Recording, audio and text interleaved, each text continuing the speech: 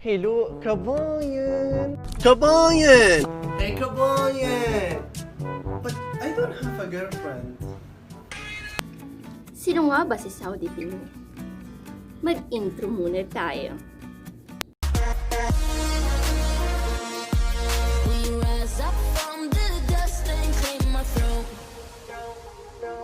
What's up mga langga? Ito na naman po ulit ang inyong katulong sa umaga vloggers sa gabi.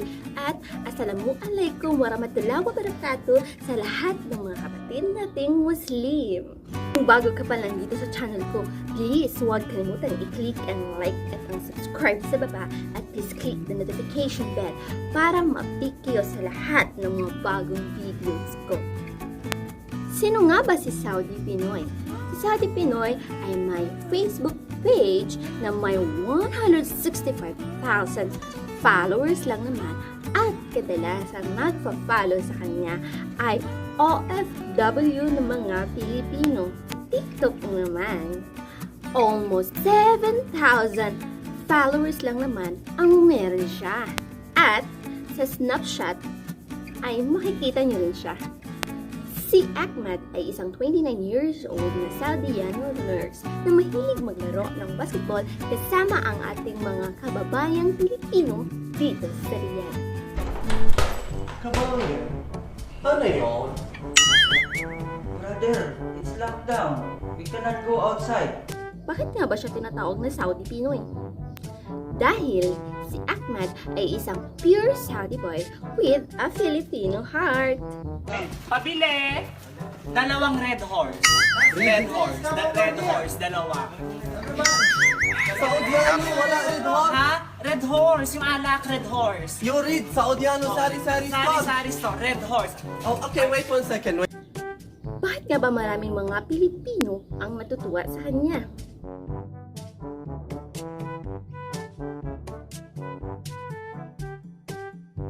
Dahil sa mga nakakaaliw ng mga kwento o videos katulad nito. Hey King Badger! Ako, July Andres! And ako, hindi mahal ikaw! Bakit ikaw, titi, saging? Bye-bye! At lalong-lalo na pag nagsasalita siya ng Tagalog tungkol sa mga Filipino boys. Bakit Filipino boys? Mahal lahat extra. Extra wife, extra rice, extra jawa, extra Facebook account. Like, bakit? Oo nga, Saudi boy. Bakit nga ba mahilig sila sa extra? Why not like ayon? Only mahal vice ganda and that's it. At take note mga langga. Parating niyang fini-feature sa kanyang mga videos si Jelay Andres.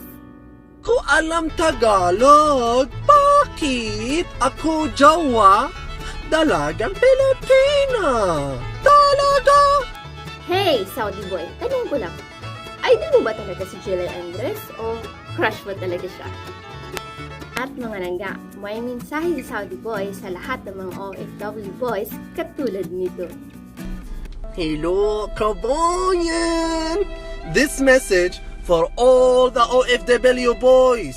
If ikaw not serious, then ikaw need to stop playing games with the Filipino heart on the Facebook Messenger. At syempre naman, may mensahe din siya sa lahat nating mga OFW girls. Hello, Kabayan! I have a message for all the OFW girls. Is it true that OFW boys very much talented when it comes to make a lie? Like on the phone when they talk to their girlfriend, they will say, "Hey baby, you know I can't wait until we meet. We will do bubuka ang bulaklak." Bakit ko nga ba alam kung anong pangalan ni Saudi Boy at kung ilang taon na siya, anong trabaho niya at anong hilong niya ng sports? Kasi, message ko lang naman siya at ito ang reply niya. Si SaudiPinoy ay nakapunta sa iba't ibang lugar sa ating Pilipinas katulad ng Surigao, Pangasinan at Zamboanga. Saudiano sari-sari store. You don't have red horse? Red horse? I You want red horse. Two red horse. Sorry. I want red horse! Si SaudiPinoy ay marunong kumanta ng Bahay Kubo.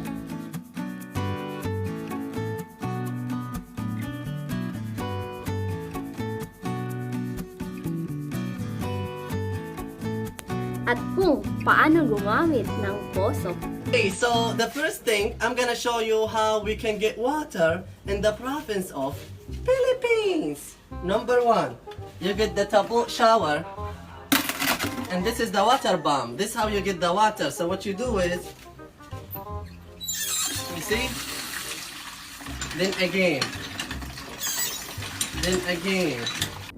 At lalong-lalo na kung ano ang arenola at kung ano ang gamit nito.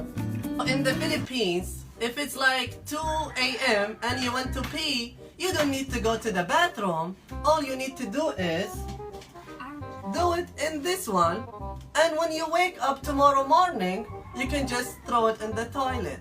Yay! More fun in the Philippines! Yay! Alam niyo ba na mas magaling sumayaw si SaudiPinoy kaysa kay DJ Lonyo?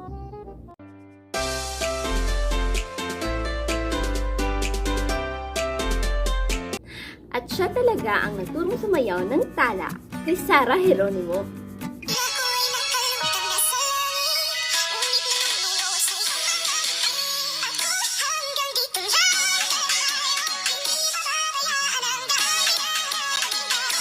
Sobrang addict sa tala dance kahit nakasakay ng bangka.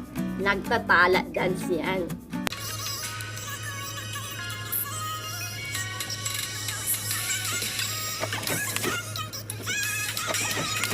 At nung andun siya sa Pilipinas, mga langga, nakikipaglaro yan sa mga bata na tatampisaw sa ulan at naliligo sa dagat.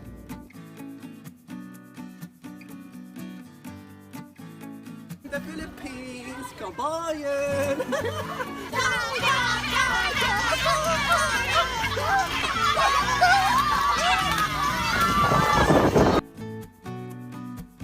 At dahil no work, no pay dito sa Middle East, mga langga, namigay siya ng mga relief goods at gift cards sa mga Pilipino OFW.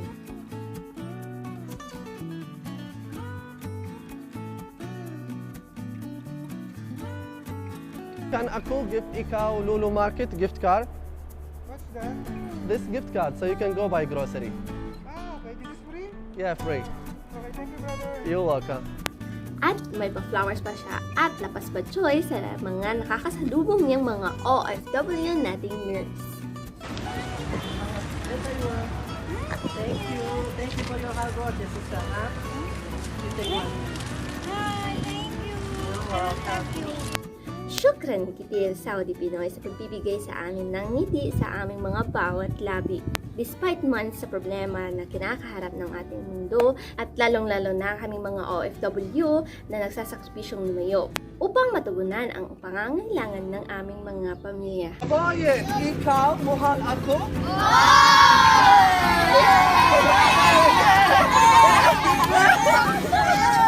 Once again, syukran kitil SaudiPinoy.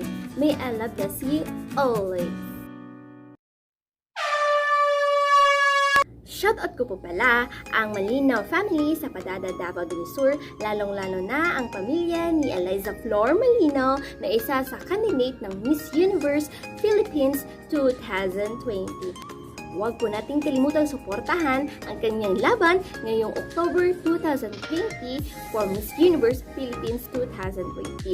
At shoutout ko po pala ang mama niya na si Auntie Floreta Malinaw at ang papa niya na si Tito Alvin Malinaw. At shoutout ko rin po pala si Mama ang Maureen Titilong. Hanggang sa uulitin mga langga, huwag pong kalimutan i-click ang like at subscribe sa baba. At please click na notification bell para ma-update kayo sa lahat ng mga bagong videos ko. At mag-comment na rin po kayo sa baba kung ano po yung gusto nyong gagawin kong video. Hanggang sa ulitin ko, ito po ulit ang inyong katulong sa umaga vlogger sa gabi. Ang inyong langga na nagsasabing sa lahat ng aspeto sa ating buhay, huwag nang huwag kakalimutan ang pag-ibig sa sarili. Bye-bye and I love you mga langga.